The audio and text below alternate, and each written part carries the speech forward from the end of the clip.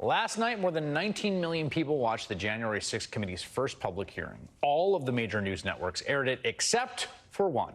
Of course, the odd one out, as you can see there in the center, is Fox News. Earlier this week, the network announced they would not be carrying the hearing live, and frankly, the reason is obvious. The truth of what happened on January 6th, that a mob egged on by Donald Trump violently tried to overturn an election, is both indefensible and embarrassing for them personally. Multiple Fox News hosts were in communication with the White House that very day. And last night, they went to great lengths, not just to avoid airing the hearing and to counter-program, but to do everything in their power to make sure their viewers were shielded from the brutal truth about the violent coup that Donald Trump fomented. First of all, they didn't take any commercial breaks for the entire 2 hours when the hearing was taking place.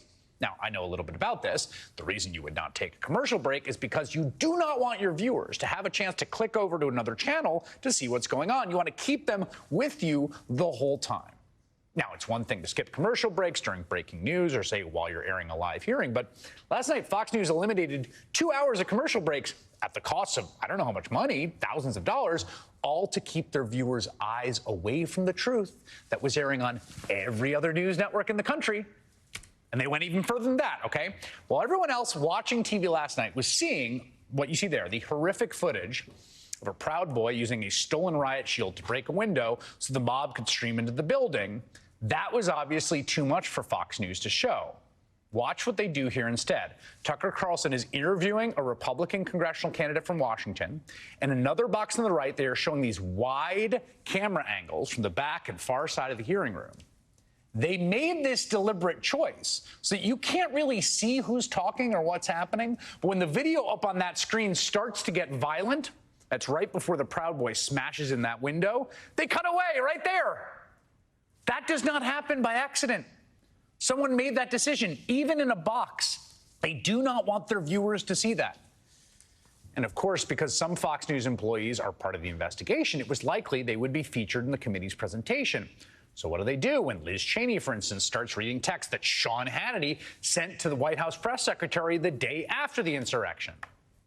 Sean Hannity wrote, in part, "Key now, no more crazy people, no more stolen election talk. Yes, impeachment and 25th Amendment are real. Many people will quit."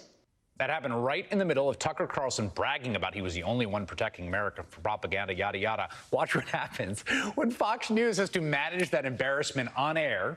The 8 p.m. host is doing a monologue about how he's defeating groupthink or something, showing that all the other networks are covering the hearing when the committee puts up the text between the 9 p.m. host and the White House strategizing around the coup and its aftermath. Bye-bye, Hannity. Cut to wide shot. There you go. Whew. Great work, control room. Whoever the director was that night deserves a raise. These granular, second-by-second programming decisions were not made without effort, planning, and coordination. Fox News made those choices to keep the images of the violent coup that Donald Trump fomented away from their viewers' eyes. And even by their own standards, it was a level of propaganda I think surpasses anything I've ever seen from them. But will the Fox News propaganda be enough? That's next.